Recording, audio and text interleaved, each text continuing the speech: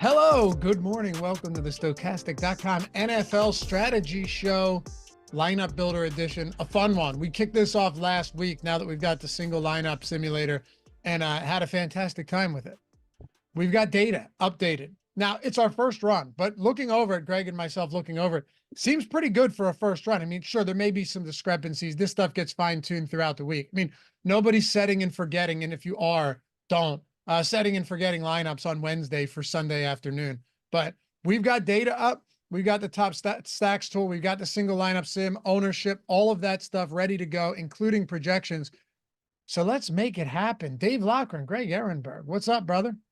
Yeah. And I mean, to your point as well, we're building lineups on a Wednesday with the information that we have, but you never know when things could change. I mean, you look at last week, Christian McCaffrey gets ruled out like 30 minutes or whatever it was for an hour before Monday Night Football. So yeah, obviously things could change over the course of the week. I know that like content that I put out, I had people telling me for the Monday night game, hey, Christian McCaffrey isn't playing. Christian McCaffrey isn't playing. It's like, yeah, I didn't know that this morning. So yeah, building lineups with the information that we have as of Wednesday. So if people are watching this on Saturday and maybe an unexpected player gets ruled out, that's why they're still in lineups. We didn't know at the time. No, yeah, right. People want exactly. We have the information right now that we have, and you're not going to have any legitimate practice reports. But I'll say this much: unless you have like practice injuries and stuff, it doesn't actually seem like we have a ton of questionable players right now. You know, Jordan Love's not going to play. Okay, even if I don't know if he's officially ruled out yet, but he's not going to play. McCaffrey's obviously one that we'll be paying attention to. Puka Nacua is already not going to play. I think the only big ones that I'm looking at right now going into this week, and there are a few, but T. Higgins has to be one of them, right? T. Higgins has to be one. Kenneth Walker against the Patriots is another one. There's just not a lot. So we can get down, like Hollywood Brown would be another one against Cincinnati. There's a chance that he plays. But it's not like we're scattered with injuries across this entire slate, and now we can't even talk about it. Yeah, and a lot of the ones that we do have, I think we have a pretty good educated guess on whether they're going to play or not. So, like, of the ones that you had brought up there, Christian McCaffrey, reports seem to be indicating he's not going to play. Kenneth Walker didn't seem to be all that severe. It seems like he's more likely to play than not. And then T. Higgins, I think it was Adam Schefter reported that he'd be very surprised if T. Higgins plays in week 2. So that's also reflected in our projections. We've got T. Higgins out. We've got Christian McCaffrey out. We've currently got Kenneth Walker in. And I do feel pretty good that that is going to be the case come Sunday. I'm with you. Like I said, we did a pretty solid job with this. And also, you know who else we have out? We have David Njoku out as well. And he's not officially out yet, but he's week to week, according to Kevin Stefanski. I don't see David Njoku playing. So that's what we've got. Like I said, in practice injuries, you know, midweek, it happens, but we should be good. Would be more difficult if Miami was on this slate because you have Devon Achane and Raheem Mostert questionable, but we don't. So let's talk football. You ready to dig into this? Start building some stuff out? Let's do it. Let's build some lineups. And by the way, guys, the process of this show is really to give you guys and us, to be completely honest, a good understanding of what type of lineups grade out well. What I mean by that is, like, it's super easy to build a lineup that looks good on paper, that projects well from a fantasy points perspective. But when you factor ownership and everything else into this and correlation, you name it, that's what the single lineup sim is giving us, right? So we're simming it and getting instant feedback on all of these lineups. Also going to provide analysis for these players and all of the spots we love throughout the show as well. So it's not, you know, our intent is not to just give you this, you know, cut and dry, like, okay, let's put him in there and he looks okay. That's boring for everyone, including myself. And if I'm doing a show, I would like to enjoy it. So hit that thumbs up, subscribe to the channel, goes a long way for us. Leave a comment down below as well. I read and respond to all of them after this show is over. And if you want to listen in podcast form, you know where to find us: Spotify, Apple Podcasts, wherever it is you listen, we are out there, and you can find us there for sure. All right, let's go. So there's a couple spots. How about this? There's a couple spots that I want to target this week. And I have not, full disclosure, I have not built it. Have you built any lineups in this yet? This is virgin territory for me. Same here. So the only thing that I've done so far is just look at the first version of our projections and kind of get a sense for, most importantly, where players are priced, because that's always important going into week 2. Is you never know how the prices are going to move. I was also really interested to see what Jordan Mason's price was going to be for this slate. So I looked at our ownership projections, player projections, but haven't built out any actual lineups yet. All right. So this is so gross because 2 of the teams I actually have interest in are just grading out terribly, which is the Giants and Washington. And Washington, from a stack perspective, for me would be a single stack, skinny stack. The problem I have with something like that is that every time Jaden Daniels sensed pressure last week, he took off or dumped it off to a running back. That is a concern. So I'm honestly considering running naked Jaden Daniels in lineups this week. We can get there. My guess is they don't sim out all that well. There's a few teams that I'm just pretty uninterested in when it comes to stacking. Cleveland, Deshaun Watson just stinks right now, with or without a fully healthy offensive line. Denver against Pittsburgh. A couple of others, Vegas isn't a good stack spot. Carolina, awful. Pittsburgh, Justin Fields expected to start. I could kind of go down the list. The Tennessee Titans against the Jets being another one. New England Patriots, New Orleans, even though Derek Carr had a fantastic game last time out. So even though it's a 13-game slate, Greg, there are, I think, a lot of teams that, unless you're just trying to get insanely contrarian, we don't really need to talk a ton about from a, double stack, even skinny stack perspective. Yep, I agree with that. The one player you had mentioned that you're not interested in stacking is Justin Fields, which I agree. I don't have an issue with playing some naked Justin Fields lineups, at least on DraftKings. FanDuel, a little bit different where he's relatively more expensive, but I played some naked Justin Fields lineups last week. Wouldn't have an issue doing it this week either. But otherwise, yeah, I agree with you. We have a lot of just shitty looking teams like the Patriots, Broncos, Panthers that you had mentioned that I'm not going to be looking to stack.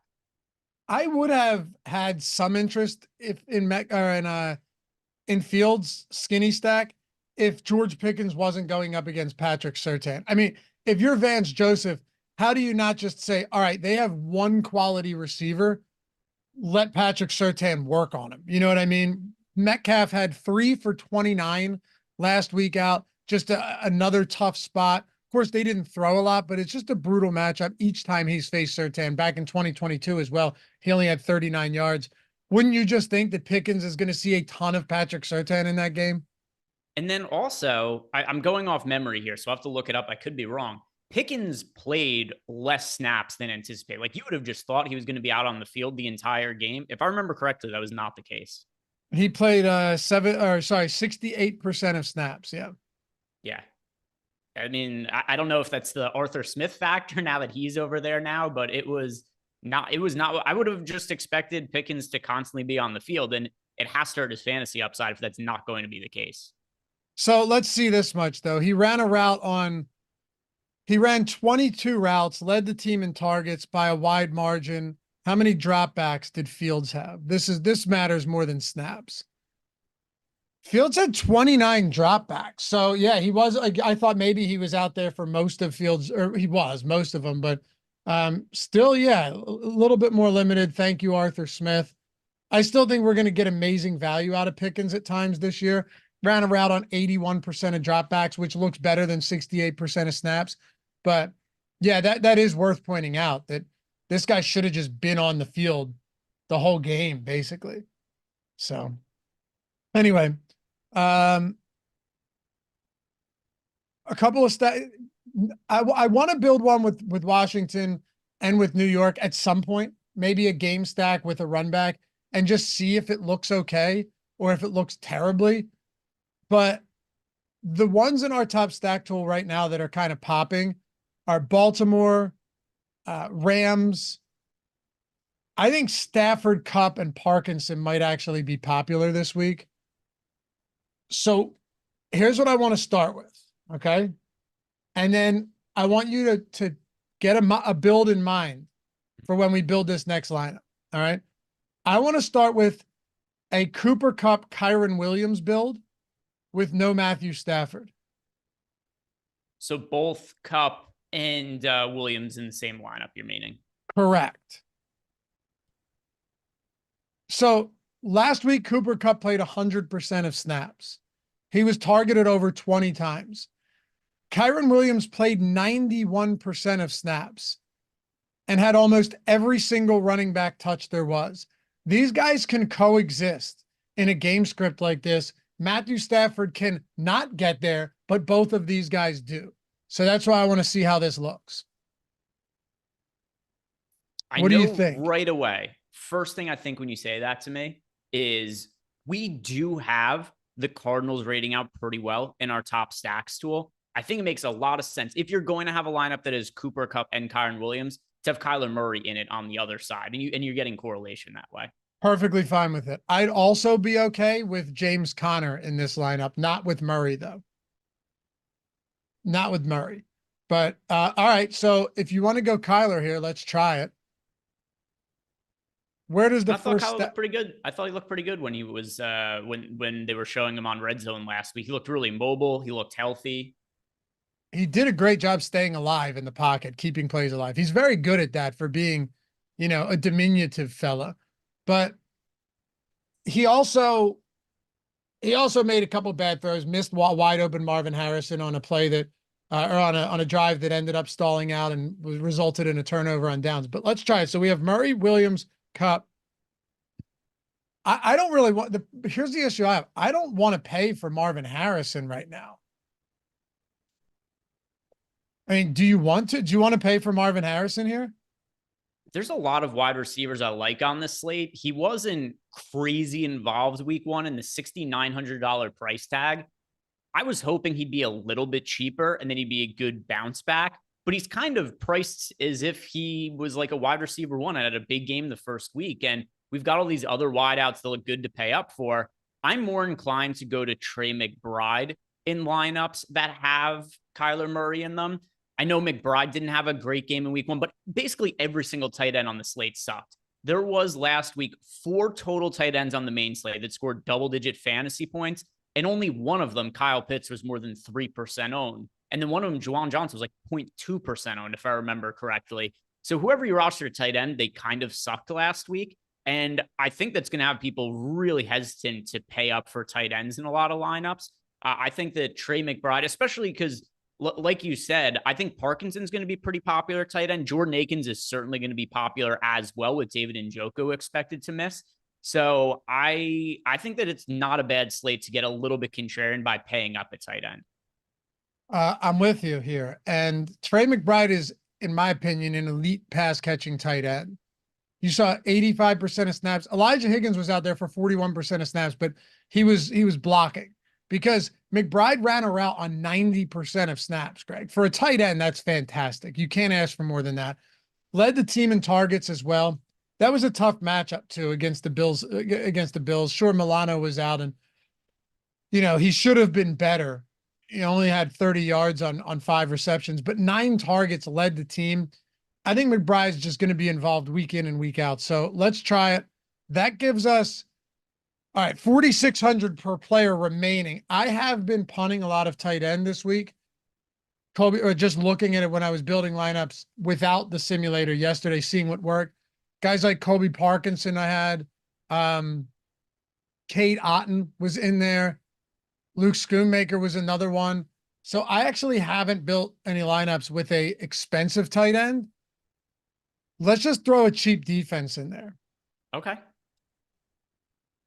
There's a few down here that I have no problem with at all. Like if you just want to go Broncos against Pittsburgh, to me at 2,900, that is the clear spot. Yeah, I'm just kind of looking through some of the defense pricing and which ones might stand out. I was hoping the Colts maybe wouldn't be all that expensive against the Packers, but they're $3,300. Let's see. By the way, I actually price agnostic. I actually like the Broncos defense better than the Colts. Okay. I think LaFleur is going to figure some things out, run some real trickery there. And you've got the guys to do it, like Jaden Reed. They have a lot of guys that I wouldn't be surprised if Malik Willis stinks, but they still managed to move the ball a little bit. Looking through the defenses. Is there any, also just kind of curious, nothing is popular defense, by the way. It's really flat, which also makes sense. It's defense. It's the least important position. Random shit's going to happen. Somebody's going to fumble a punt and it's going to get returned for a touchdown. That'll be your optimal defense or something. So yeah, let's ride with this. All right. And by the way, I assume Don't Move to Texas is talking about Marvin Harrison. He said, I think they try and feed him this week. He was way too uninvolved last week. I totally agree, by the way, that they will. The problem, and Greg mentioned this before I did, the problem is that even if that's the case, you have you have Malik Nabers, who got fed already in week 1 against the worst secondary probably in the league at 5,900. Chris Godwin against Detroit is 6K. Zay Flowers is 6,300. Ayuk is cheaper, projects for a lot more. Pittman projects for a lot more, who's cheaper. Rashee Rice at the same price of like him and Debo. Both of them project for a lot more. And then right above him, you've got Garrett Wilson, who projects for a lot more. So if you're going to Marvin Harrison, I don't think you're going to get to Marvin Harrison Jr. unless you give him a heavy boost in ROI or in projection. Yeah, he is somebody who, I mean, just out of curiosity, when we started here, I ran the Sims just to see like what exposure got me to players. Out of my top 150 lineups on DraftKings, Harrison was in one of them. Yeah. Yeah. It's tough when you just look at all of those. The mid-range of receiver and running back is stacked this week. So now we have 5,000 per player remaining. Doesn't give us a ton here. Do we go running back next or try and find a cheap receiver?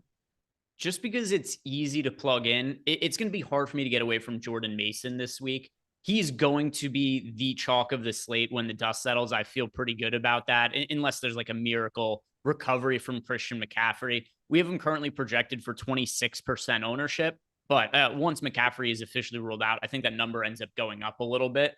But you see how involved Jordan Mason was. There was no, like, they had Debo Samuel taking some of the backfield snaps and he got some carries, but Jordan Mason was the guy in the backfield. He's priced up like a little bit, I guess, because he's $5,200. So it's not like he's the flatman, but he's pretty clearly, to me, the best overall points per dollar play on the slate. He is. It's right now, it's not really even in question. He's the guy. And for what it's worth, down there in that range, or in the 6K range, sorry, I think there are a lot of good options. Kyron Williams, great option. I like Isaiah Pacheco this week quite a bit too, and he's pulling only 6% ownership right now. I may have to manually boost his projection. He played a lot last week, and now he's got a matchup against a super suspect Cincinnati defense. Then you go even a little bit cheaper. James Conner in this same game we're stacking actually looks good. The Rams couldn't stop anything on the ground last week, Greg. Yeah, if we look at, so I do think at this point we have to be a little bit cost conscious building out the rest of the lineup. I'm not talking about this lineup. I'm saying in general, like if we go and build forward, I don't want to flex out a 6K running back in this lineup. Yeah, makes sense. Yeah, there was a bunch of teams that really struggled more than expected defending the run. One of them was the Jets. I mean, the Jets got destroyed by Jordan Mason. I know we just talked about Jordan Mason and wanting to plug him into a lot of lineups in the matchup against the Vikings. But I mean, the Jets defense looked terrible, and I wasn't sure what to make of the offense. I'm still going to kind of give them a pass for week 1 because Rodgers, obviously the long layoff, coming back from the Achilles injury. We can talk more about the Jets offense in a little bit. I have pretty big concerns about what the downside of the Jets offense is, but even the defense didn't look all that great. So just another team in the bucket of run defense that didn't look good last week. At all. That might have been the most surprising thing for me on the week, honestly. I also think Kyle Shanahan played some 4D chess, and they obviously knew that McCaffrey was going to be out long in advance, like clearly game planning for no McCaffrey, or for them not to have him. I want to try I'm going to go back to the well with Malik Nabers here, and I'm going to tell you why. Number one, Daniel Jones fucking sucks. Okay. He stinks. And I'm sure he's a great person. I'm sure I'm also just salty from last week, but it was bad, even with a clean pocket. Here's the thing, though. Malik Nabers is just going to be out on the field the entire game, Greg. I mean, when I say the entire game, I'm not being hyperbolic. He played 100% of snaps in his first game as a pro. He played 100% of snaps. Also, Daniel Jones dropped back 50 times. Do you know how many routes Malik Nabers ran? I don't know off the top of my head, but I bet it was a lot. 50. He ran a route on 100% of dropbacks. He played 100% of snaps. And the Washington Commanders just got gutted by Baker Mayfield. I said it to you last week that I don't know if Dan Quinn and Joe Witt can fix this in an entire season, let alone an off season. And you got rid of Kendall Fuller. Call me stupid all you want. You know what? I'll eat my words in the event that once again, the Giants get no offensive production. But Greg, at sub 6K for a guy that's probably going to end up, if he gets a decent quarterback, being an elite talent, an elite producer, I just don't know how I get away from that this week against such a bad secondary.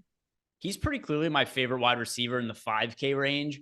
Honestly, the one that's probably closest to me to Malik Nabers as of right now is Terry McLaurin. You could play them in lineups together. You get a little bit of positive correlation. But yeah, I agree with you. I think Nabers is super talented. And also $5,900. Here's the difference between him and somebody like Marvin Harrison, where Harrison was not as involved as Nabers in week one. And I do think there's going to be a lot of variance to Nabers here just because the quarterback play is going to be so bad. But he's $5,900. He's priced for it, whereas Marvin Harrison isn't. So at $5,900, I do think the Nabers is the best overall wide receiver in that 5K range. McLaurin's the one I like the second most. Also, do you see the interview with Nabers where he was asked about them not throwing the ball to him downfield? What did he say? He said, I just do my job. I run my routes. Paraphrasing here. Try to beat my defender. He said, whatever happens in the backfield, he goes, I have no clue what's going on back there. Damn. I saw that part. So I saw the quote of him saying, I have no idea what goes on back there. I didn't know the context of the question was why they weren't throwing to him downfield. Yeah. Interesting. Yeah. He's like, I just run my route. Whatever happens behind me happens behind me. You know who I think we have projected a little bit too low this week? He's a receiver who had a great game last week. There's your hint. We didn't know if he was going to or not because he never really has before. Great pedigree though, drafted in the first round. I'm not sure. Jameson Williams. Okay. He looked great in the primetime game, which obviously wasn't on the DraftKings slate, was on the FanDuel slate last week. And yeah, he looked really explosive, which has always been the case with him. It's just he hasn't been able to stay on the field for a variety of issues. Injuries, the betting scandal. So a lot of it's his struggles have not had to do with him not being able to play football. No, and all the concerns, like, God, how many times do you hear people are worried about a guy dropping passes in practice in the preseason, and then it doesn't mean dick? Like, that was the Jamar Chase thing, right? Remember? And then he just came and lit the world on fire as a rookie. Same thing with Jameson Williams. You said it. He looked really good. I mean, he looked really, really good. And obviously, I don't think any of us assume that Amon-Ra St. Brown just isn't going to be used. Of course not. Like, he is. But they didn't have a wide receiver 2 last year. Who was it? Khalif Raymond, and was Josh Reynolds still there? Like, those guys aren't reliable. Jameson Williams looked so good last week against the Rams that I'm willing to say I think this guy is going to play a big role week in and week out in this offense. Yeah, after one game. The concern is going to be, will he stay healthy? Which we also saw. He had that injury scare last week where he's looking really good to start the game, takes a hit, has to come out. It's like, oh, here's the same Jameson Williams stuff again. But then he came back in and obviously closed really strong. He absolutely broke the showdown slate last week. So I don't disagree with you. He's somebody who I think is you have to consider him a boom bust target just because we've only seen that from him really one game now. But yeah, I do think that there's reason to think that he could be a stud, especially for fantasy for the Lions this year. You know why I don't think he's going to be as boom bust? Well, I mean, he boom bust in the sense of the offense has Montgomery, Gibbs, Laporta, Amon-Ra St. Brown. That's just like, you could say the same thing about the Chiefs, right? But you're never going to, and a few other teams. But the reason I don't think is he got separation, he got open, he had explosiveness after the catch. You're kind of crazy not to use a guy like that every week. It's just who's going to get fed the most is the question. But, you know, he ran only 2 fewer routes than St. Brown last week. I think this is, all right, here's my bold prediction of the season. I think by the time the year is out, this is a 1 and 1A or 1A and 1B wide receiver room between Amon-Ra St. Brown and Jameson Williams. Certainly could be. And by the way, when you mentioned that he ran 2 less routes, if I'm not mistaken, that's only because he had to leave for a couple plays due to that injury that he had. Good call. Yeah. If it wasn't for that, they would have played the same. Good call. Also, I hit a plus 604 anytime touchdown parlay in our Discord over on the Odd Shopper Tales on Sunday. Jameson Williams, Cooper Kupp, Greg. We nailed that one to wrap up the Sunday slate, so that felt good. Nice. Yeah. Come join me too. Nice. 50% off NFL 24 promo code. Just go to oddshopper.com. You'll see it right there. You'll see Tails and Portfolio EV. One of them's a market-based. The other one is Tails, where you join a community with whoever you want. We have a ton of guys in there, a ton of insiders that you can select from. It's really sick. Jordan, click on Tails by Oddshopper. You go there, you can discover all of the, so those are the picks, the free picks and the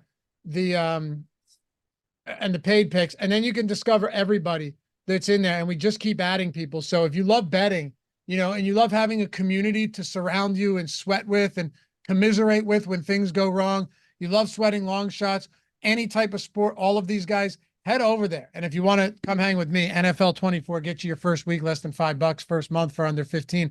You've got something you're going to be doing too, sooner or later, that I'm kind of excited about from a DFS angle over in the marketplace.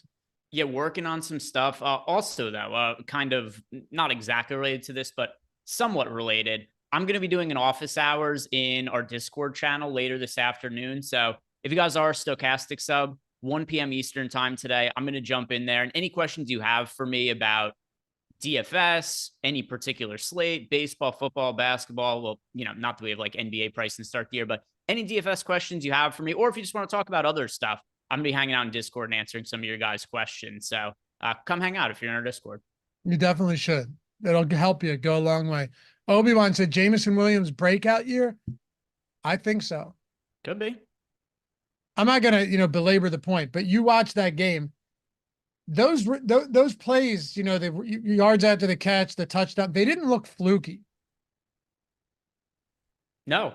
And a lot of them, he had to make the offense for himself. Like there was an end around where he had the long run and it looked pretty similar to the one that Xavier Worthy had in the first game of the year, where it's not like he was wide open downfield. He had to break a handful of tackles. He had to run past guys. He's clearly very explosive with big play upside. Who do you want to go with as the next, who do you want to go with as our next wide receiver here? We have 45.50 remaining per player. So 9,100 total. No, we have, because we plugged in Williams. We only have one spot left, right? I didn't plug Williams in. All right. I wanted to. We're not projecting him well. I mean, we could always bump his projection, but I don't want to just arbitrarily do that yet without so like I'd say we go look somewhere else. Okay. So let's take him out then, Jordan. We might want to go a little bit cheaper here. That's what I'm thinking, and that's why I didn't want to put Williams in. I think it only left us 3,400, which is not going to be easy. It's going to be hard for me to not want to go back to Yoshevitz this week. Really? He played every single snap last week. I know. The Bengals look terrible, but he was constantly on the field and he's still really cheap. And they're going to be in a game script. They have to throw the football again. Now this is contingent on T. Higgins sitting again, but a guy who's $3,800, take the first week out of the equation because just everything looked terrible for the Bengals there. But he's $3,800. He played 100% of the snaps last week. It's in a pass-friendly game script.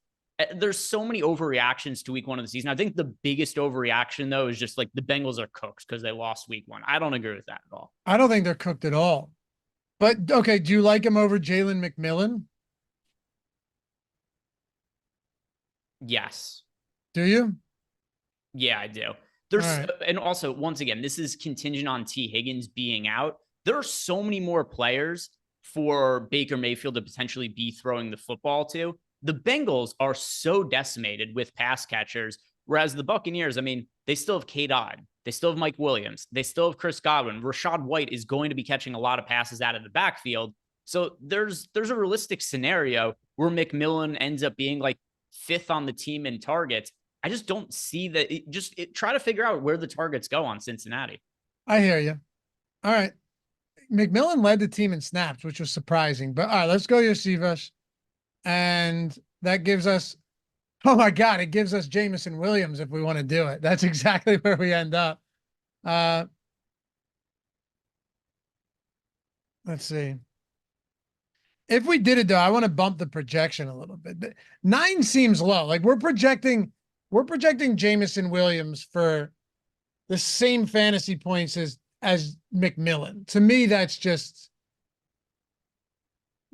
I don't see it. Like I think Williams, especially in this spot, you know, with one of the highest totals on the slate, I think you get more out of him.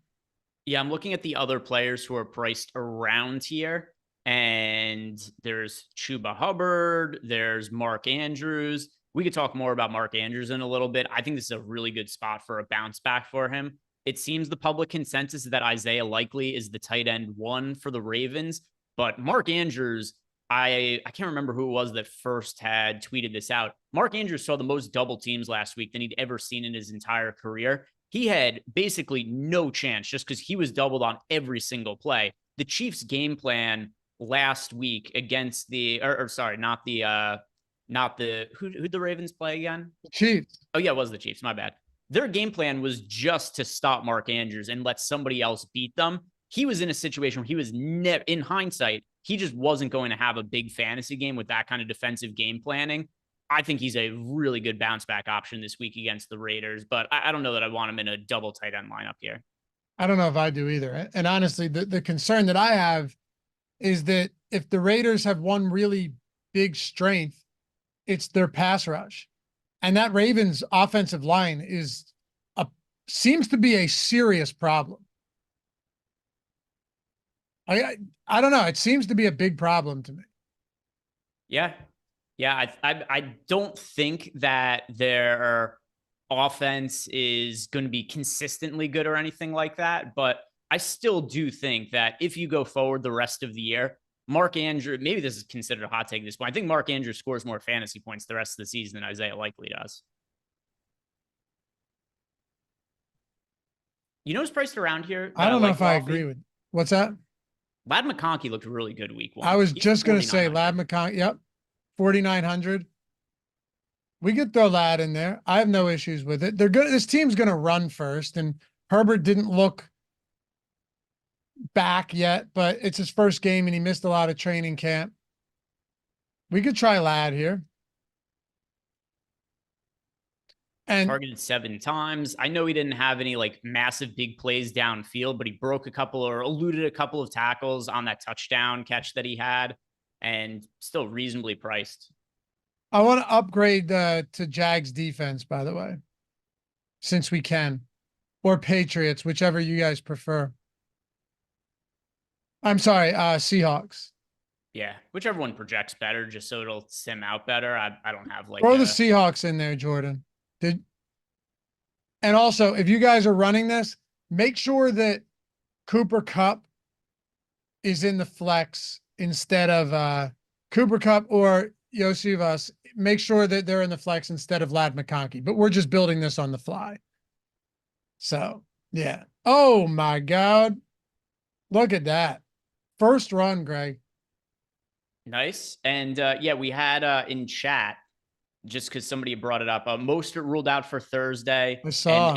it seems like Devon Achan is probably not going to play either, but we don't have to worry about that for this. It's on the Thursday night slate. But Yep, yeah, game time good to take note decision. of. That's tough. 126 ROI. I think there's going to be something to this, like Cooper Kupp, Kyron Williams type build. I really don't hate it this week. There's such a concentrated volume, target share, or just volume in general. All right, so let's hold on to that one. Build another one, and of course, if you guys want to check this out, the single lineup sim, all of our tools, you can find them with the link in the description, right? So, like NFL Core Weekly's down there, Light Weekly, all of them are down there. As a matter of fact, whoever updates the links should have updated these links. Because we should have the Sims Max down there too. But click that, and that'll take you to the landing page. You can select what package you want. And here's the thing. You're going to love this tool. Like, you see what we're doing here. You can build it out, get immediate, since it's only our second time doing this, can you explain what it means when it's simmed? And more than anything, why people will get different results if they run the same lineup twice? Because I've been getting that question a lot lately. Yeah. So think about how a simulation works, guys, where it's not the same exact outcome happens every single time. So on Sunday, for instance, the Patriots and the Bengals played. It was the biggest upset of the slate. Patriots end up winning. It does not mean that every single time the Patriots and the Bengals play, that is the outcome. Different things would have happened had the team played tens to hundreds to thousands of times. And that's the same as in our simulations. Now, with that said, if you have a lineup that has a 126% sim ROI, it's a good lineup. It's a lineup that you want to be playing. If you rerun it, maybe it ends up having a 90% sim ROI. Maybe it ends up being 150%. The reason that those numbers will end up changing a little bit is because when you run the simulations a bunch of times, what can end up happening is if a lineup wins a GPP, let's say 3 times on one sim run, and then maybe comes in second place twice, and then on another sim run, that same lineup, maybe it comes in first place 5 times and doesn't come in second place at all.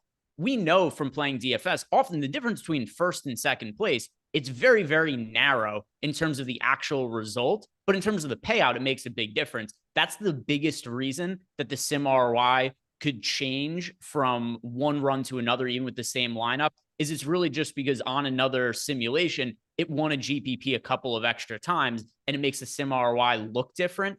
But if you have anything that sims out really well, it's a good lineup to play. And if you are like really overthinking it and trying to build like a billion lineups and trying to figure out which one has the absolute highest sim ROI, not really the idea. You just want to build good lineups.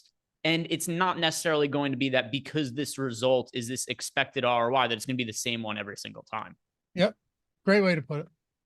So, because that question comes in a lot, and people are like, "Oh, it's busted." So it's not busted. It's just you're going to get different results from time to time based on how it's sim. But like this is a good lineup. Now I told you, and by the way, links to everything in the description. Jordan can throw them in the chat. You're talking the single lineup sim, the actual sim, right? Like the pre-contest sim, contest generator, the late swap tool. That late swap tool is actually going to be really helpful for you guys who play, more than a couple of lineups. It works in minutes. I used it a ton last year. When you'd get news for a 4 o'clock game that just out of the blue ended up having someone out. The post-contest simulator, you'll hear Josh say the first thing he does when he wakes up every morning is he uses that. He goes back through all of his lineups to see how they look, to see how they've done. Ben uses it every day too for football. Ownership, player projections, lineup generator, top stack tool, boom bust tool, and the premium Discord, which, as Greg said, jump in there, ask questions, join the AMAs, the office hours, join the community. Everything's down there if you haven't signed up yet. Still a lot of football to go. And last thing I'll say about this, you're getting for all of these things, so I see a lot of sites out there that don't cover every slate. This covers every single slate. Like if you went into the lineup builder and you're like, you know what? I want to cover, and you'll see this once we get into later slates. Like I want to get into some of these obscure slates on Sunday for the Sims or something. We have it. Anyway, let's talk about it. Where do you want to go? What do we want to build? Let's build a FanDuel lineup because we didn't get to that last week, and we told people we were going to. So let's do a FanDuel lineup here. All right.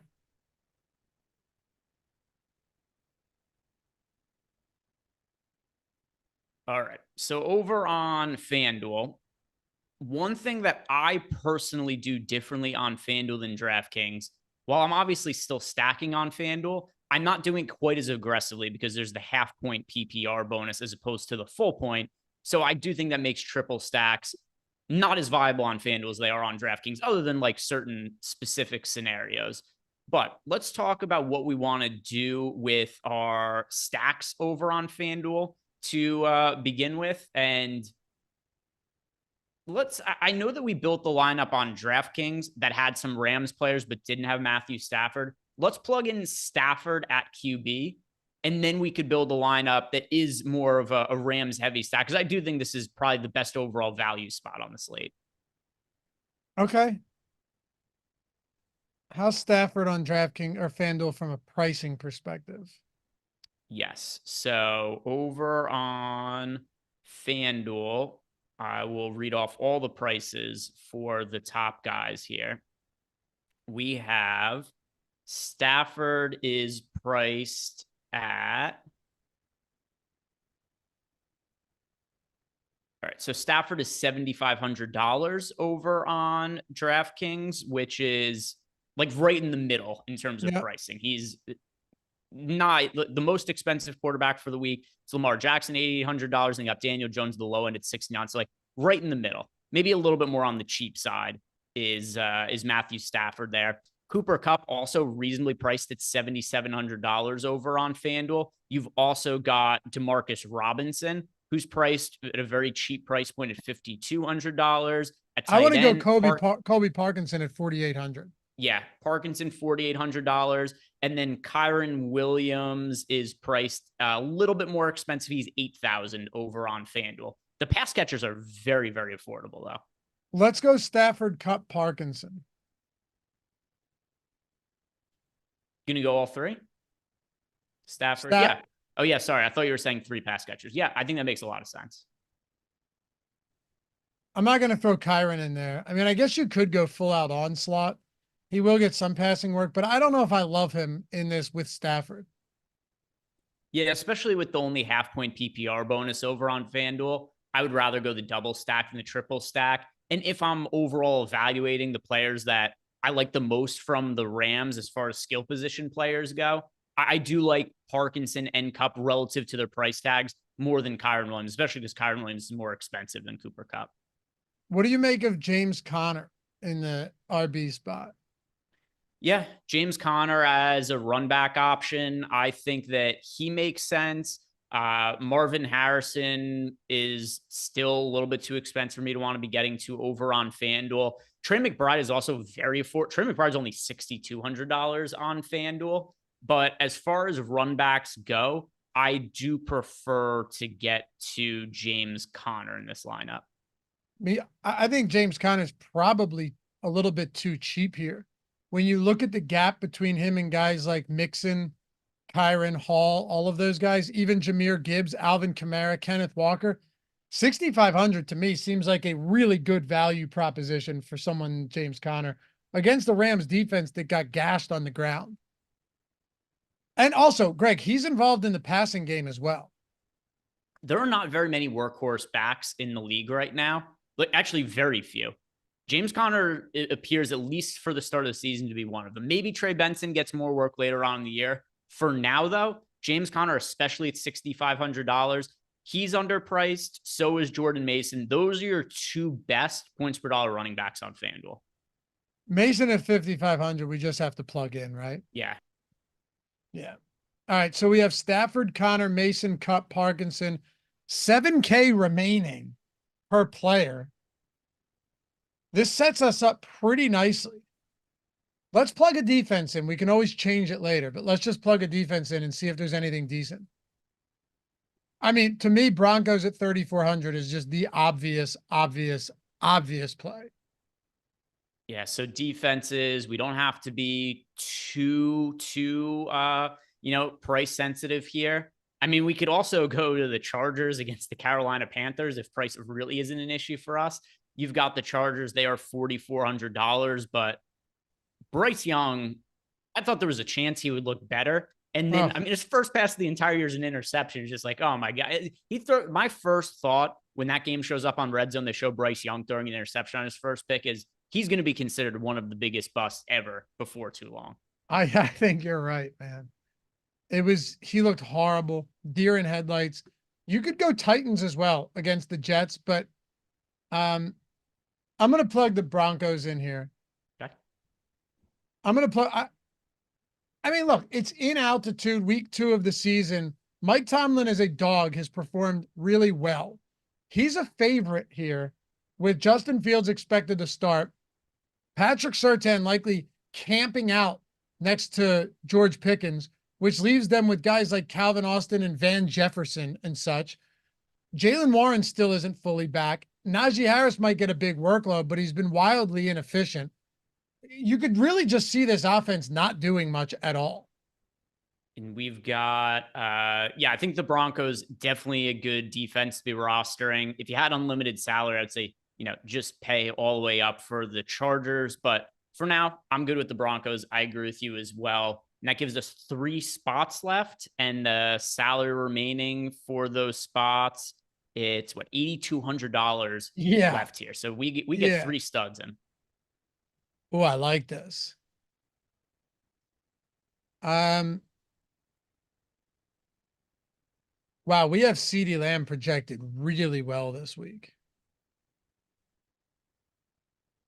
He's pretty clearly, to me, especially because Tyreek Hill isn't on the slate. Here are your pay up options at wide receiver on FanDuel. There's a really big gap. It's CeeDee Lamb at $9,100. Amon-Ra St. Brown at $9,000. Jamar Chase at $8,700. I tend to think he's going to be full go for this week, but who knows? The Bengals situation is definitely a little bit weird. And then it goes all the way down to Garrett Wilson at $8,100. Considering the amount of salary we have left, I think we are going to want to pay up for either CeeDee Lamb or Amon-Ra St. Brown. And I definitely feel better about Lamb than I do about St. Brown. Let's do it. How opposed are you to going 3 running backs on a team like this? Not at all. Who do you have? Do you have Breece Hall in mind? Or I feel like Breece Hall is going to touch the ball 25 times. I'm concerned about the Jets offense after week 1. Not like where I'm writing them off or anything like that, because, Aaron Rodgers basically didn't play last year, tore his Achilles. You'd expect him to be, not totally looking, 100% necessarily week 1 and there to be some rust involved. But he looked just slow to me physically. The arm is still there, clearly, but there was points in times where he had to move around and it just looked awkward. And also, it's not just the fact that he didn't look great this year. It kind of got written off. He was terrible last year on the Packers as well. He was. Yeah, he was. I'm not as worried as you are, though. I think they'll figure it out. But also, I think Breece Hall's just going to get so much work that it might not matter. But let's do this then. How about we don't have to do that? Let's plug one more wide receiver in and see what we're left with at the flex. I mean, we could go St. Brown here. You could go Mike Evans. You could go. There's a lot of guys that are very reasonably priced on FanDuel. It's pretty soft. FanDuel's pretty soft. I'll tell you the one that I like that kind of fits in with the price we have left here. Rashee Rice looked terrific in week 1. And he's only $6,900 on FanDuel. If you look at some of the other wideouts that are priced around him, we're also ones I don't mind. Like, I like Deebo Samuel this week, assuming Christian McCaffrey's out. Brandon Ayuk, he's going to be a little bit of a tough sell for me as of right now, just because he looked so rusty last week. I definitely thought that him not having a training camp in the holdout, it looked like it impacted him in week 1. But Deebo Samuel, I don't know that I really want to be playing him in the same lineup as Jordan Mason when it's not any kind of game stack, just because I really do think they're negatively correlated with each other. Then you got Chris Olave, Michael Pittman. They're at 6,700, 6,400. I do like a lot of these options, but Rashee Rice at $6,900. He's somebody who I am going to really want to prioritize on FanDuel. Okay. Also, I'll throw it out there. Malik Nabers is 6,400. If you play Malik Nabers, that gives you just enough for Amon-Ra St. Brown, which gives you a Stafford, Connor, Mason, QB running back build, Kupp, Lamb, St. Brown, Nabers at wide receiver. and Parkinson and Broncos defense. I mean, that is a wicked lineup right there. Well, with this lineup, we're going to be able to plug, it looks like, Breece Hall into the flex spot. All right, let's try both. Let's try, so Breece Hall and Rashee Rice. Yep. And then let's try Malik Nabers and St. Brown. Yeah, I like both. I like both versions of that lineup. Me too. Me too. A lot. Yeah, let's see how both of them look, because if you told me either of these were your lineup, I'd say, yeah, that looks pretty good. I mean, the fact that you can get Kupp, Lamb, and St. Brown into a lineup with Connor and Mason is pretty crazy. 142, Greg, on that one, on that one. Yeah, and I will bet the other version is also going to send out really well. Yeah, maybe not this high, but let's try it. Jordan, I'm on Ross St. Brown and Malik Nabers.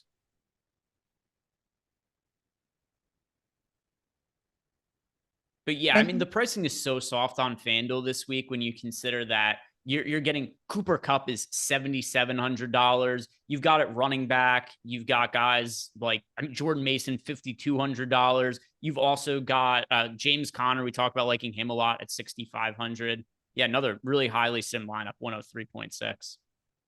Yeah, man. All right. You love to see it. You love to see it. I want to try one more. Okay. Let's go back to DraftKings for a second. And the reason I say this is because the tighter pricing makes it a little bit more difficult to build. It's pretty soft on FanDuel. I mean, to me, that's really soft pricing. Like, there's just no way you're getting those guys in the same lineup on DraftKings. There's no way. Yeah, I'm trying to think. Like, if we plugged in those same players on DraftKings, would it be like $2,000 over the cap or something? Oh my God. I'll try it right now. Like, if you did the same lineup, you're saying? Yeah. Where we had read them off Kupp, to me. CeeDee Lamb, Breece Hall, all in the lineup. All right. So we had Broncos D, right? Yeah, it was Broncos D. Parkinson at tight end. And then Lamb. I'm on Ross St. Brown. Oh, no, that was the second one. My bad. Lamb, Rashee Rice. Yeah, Rice. And Nabers. Yeah. No, right. No, Nabers was in the second one, not the first one.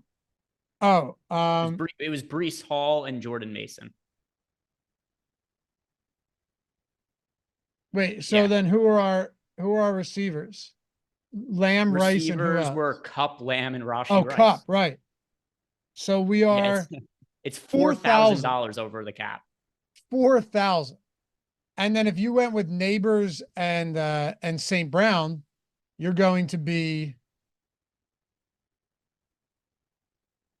3,900 over the cap. So that gives you an idea of the differences here.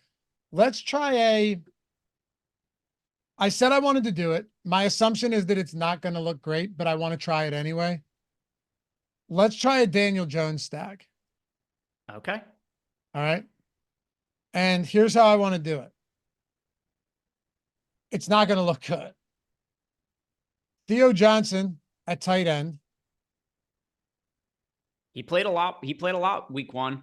Wasn't sure exactly what the Giants were going to end up doing with the tight end spot, but he was on the field just about every play. Look, sometimes what I'm about to do even pisses me off because these people bother me sometimes. But once in a while, I'm willing to talk about it. His athleticism, like if you go on Player Profiler, is crazy, dude. Number 6 in the 2024 class rank out of all positions. Number 1 at tight end. Number 7 all time at tight end. And number 57 all time at all positions, Greg. So look, that could end up meaning nothing. Go look at Indianapolis with Jelani Woods, although he's been hurt, so it's hard to say. But there is a level of, and he had a big drop last week, but there is a level of athleticism with Theo Johnson that if Brian Daboll could even figure it out half of the way, you might actually see this guy get a lot of opportunities. He ran 38 routes last game. Now he's 2,600 against probably the worst secondary in the league. Like I said, guys, call me a moron. It doesn't matter. You do whatever you want. But he ran a route on over 75% of dropbacks in his first game. He's basically minimum salary. So let's just try it. Okay. Yeah, Theo Johnson, and then double stack, we go Nabers. Definitely. We have to. And then I like McLaurin as the run back. You could also make case Robinson looked really good in week 1. I think Eckler is going to be more involved going forward, but who knows? I feel better about McLaurin, though, overall. I agree. There was a big discrepancy in touches, but they played identical snaps, 33 to 31 Robinson.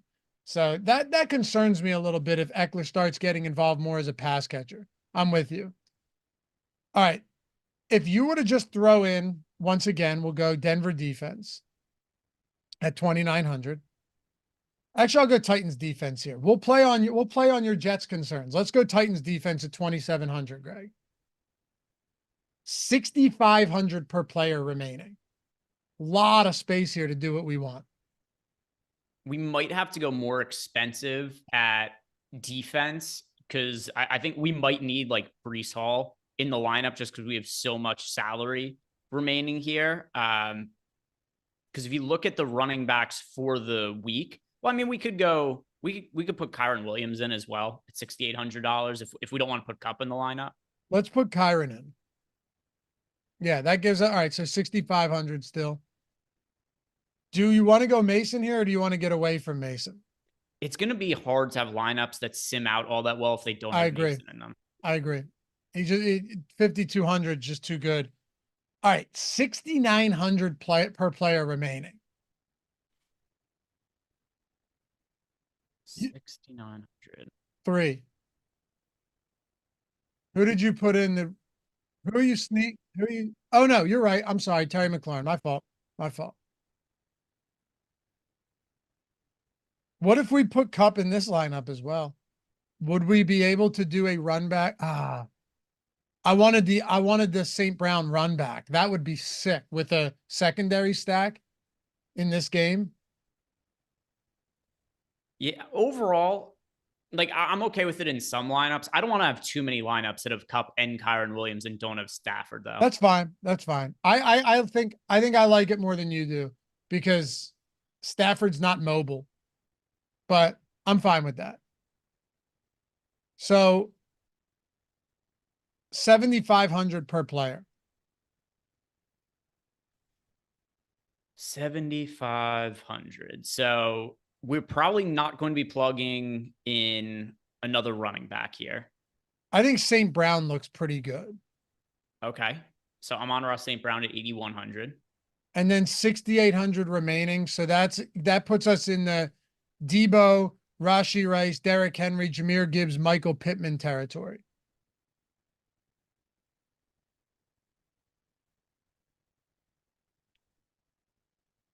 $70. 6,800. No, it's 77. Who am I missing? Hold on.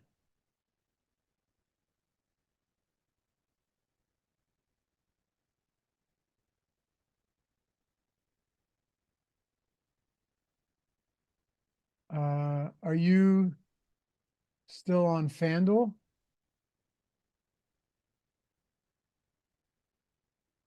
Oh, yep. Yep. I had Jaden Daniels in there. All right. Yeah, that'll do it. All right. Daniel Jones.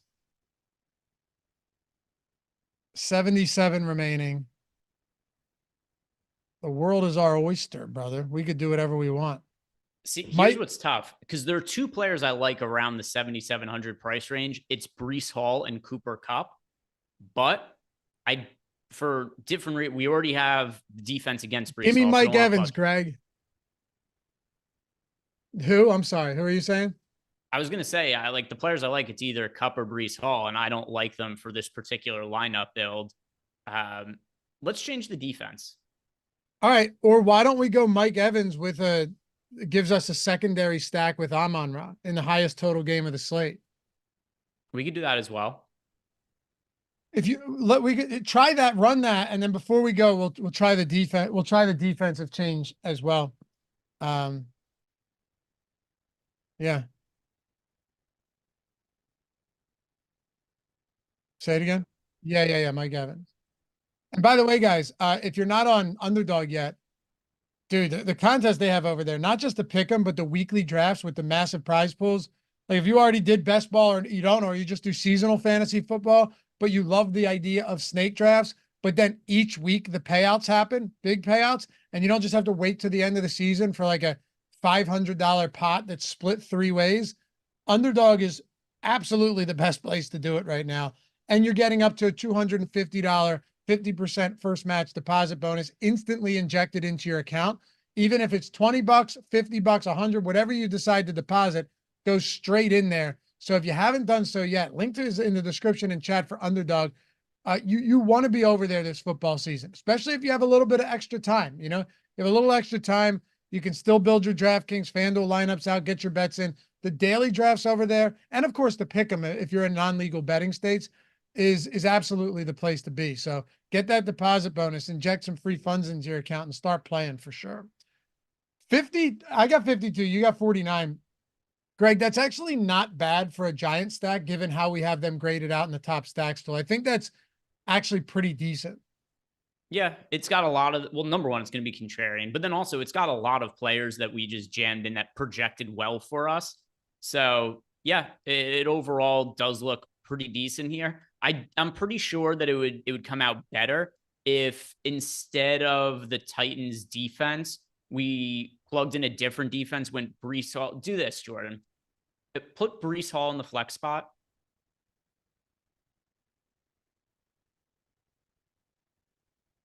And then whatever defense projects the best with what we have left. With his insane fantasy point projection, this is absolutely going to project better. I have no doubt about that. Yeah, and then yeah, Seahawks defense there. This will end up projecting pretty well. Absolutely. But I do not hate that correlation between St. Brown and Evans either. Yeah, I agree with that. I like that as a mini secondary stack.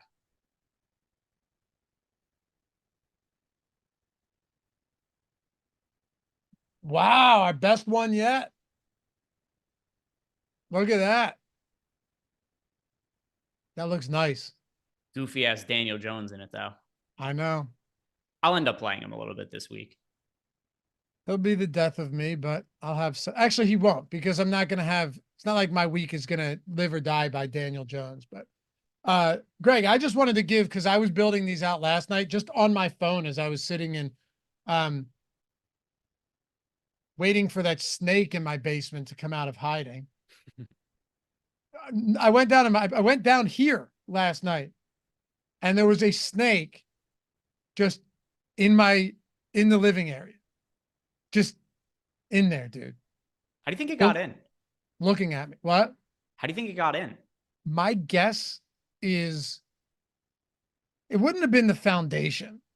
I think, and by the way, what I was saying is I was building these out, and I wanted to give you guys an idea of what type of lineups you can build. If you're either ballsy or stupid enough, one or the other, we're about to find out, to go with Daniel Jones giant stacks. I'm guessing through the Bilko and then slipped like through the door or something. I think maybe a crack in the Bilko door or something. I don't know. Probably like 16 inches long. It's a garter snake, though. They're not venomous. They're not poisonous. He was more scared of me than I was of him. But dude, I tore my entire basement apart trying to find this fucker. I went to grab him and he slithered away, then slithered away again. And everything back here was pulled out. The half stack amp for my guitar is completely pulled out, almost fell over. Then he slithers away into the storage room and into the French drain. Like, do you have a French drain in your basement? Yes, I do. Okay. Yeah, it's the little part of the floor that's down further. And he went in there, and I'm like, all right, I'm gonna get you. I got you. And he slithers through it behind the drywall that I can't get to. So behind like the wall and the foundation of the house, I couldn't get to him. So I was like, all right, fuck it, I'll crack a beer. And then it became 2 and 3 as I just sat and waited for him to come out. I was just gonna leave him until he came out today, but my wife was not having it. Dude, she was like, I'm not gonna be able to sleep if there's a snake in the house. Yeah, that's the mistake you made. You shouldn't have told anybody. I know. So Marcus said from the soffits, really? I wanted to let him out. I felt bad for him. Like he was scared, and I don't like killing animals. Yeah, I mean, Obviously, think of it. Think of it the inverse. If you were walking around outside and all of a sudden you wound up in like a snake's house or something, you're in some underground den, and you don't know how you got there, it would scare the shit out of you too. absolutely. He was scared, man. I had to kill him. Yeah, I did. I had to kill him. The way in which it was done was humane, but he is no longer with us, Greg. Brick over the head. No, I couldn't get to him, man. He was in the French drain. So I had to take a, like a paint roller pole, like to extend the paint roller. Mhm. I had to take that, scraping my hands up against the foundation, jammed it into the back of the, no, not the snake. Oh, this is crazy. I felt so bad. I asked God for forgiveness, as a matter of fact. I said, I don't want to kill this little creature, but it has to be done. Jammed it into the French drain so he could only go one way. Then I took another extension pole for a roller and like jammed it down there, stunned him. He tried to back his way out, and I had I couldn't fit anything in there. I had a yardstick, and I just came up and down, one swift blow, severed head from body, and he was Oh no my longer God. with us. What did it taste like? I don't know. I fed it to my dog. Okay. Yeah. I mean, I heard that people are eating pets these days, so you never know. I felt bad. It was so I felt, but it was that, or my wife just, and kids aren't gonna, my kids can't come down here if there's a snake. Like, not that it's gonna hurt them, but I mean, you're not letting them downstairs with a snake in the basement, not knowing where it is. So RIP to that snake. He was scared. At one point, I was like, "You're a cute little fella. Get the fuck over here." But you're a cute little guy. And then I told him, I said, "I'm sorry, guy. I'm sorry, but you should have just come out of your hole." He didn't, and he paid the ultimate price. Yeah. Now he's dead. Thanks to you guys for hanging out. Always try and end these shows on a happy note. We will catch you back here Friday for The Sims. The Sims show is must-watch strategy if you're playing DFS. Even if you don't have The Sims, you will see why, or you already know why. You will absolutely know why when we do this on Friday. Tomorrow, strategy show for Showdown. That's going to be a weird one with those injuries. And Greg, you also have the Pick'em show as well with Eitan and Eric for those playing Pick'em on Underdog, Prize Pick, Sleeper, or any of them. Yeah, they're going to be doing that tomorrow afternoon. So, Thursday we've got the Showdown show in the morning, but then afternoon, Eric and Eitan, yeah, are going to be breaking down Prize Picks, Underdog, any questions you guys have. So go check that out. New show this year. Well, appreciate you guys hanging out. Hit that thumbs up. Before we're 12 away from 100. There are 12 of you, I know, of the 400 still with us, who, before they depart and get on about their business this morning, be kind enough to tap that thumbs up on their way out the door. Shout out to Jordan for producing this one. Those are some good lineups, man. Those are some good lineups we built today. Yeah, it's going to be fun. I really like this. Just building lineups. I did it on Sunday as well as part of the Live Before Lock show. Built some lineups. It's a good time. We'll see you back here for the next one. Peace.